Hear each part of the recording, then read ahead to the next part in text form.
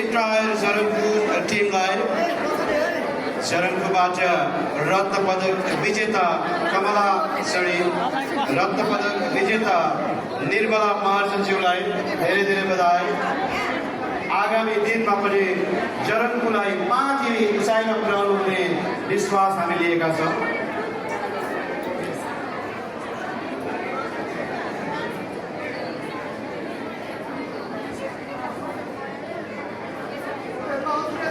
अब यस पश्चात मेरो हातमा सिड आएको छ दमक शाखाबाट रत्न पदकको लागि विक्रम अधिकारीको बिहारमा आउँदै हुनुहुन्छ विशाल अधिकारी from Dama।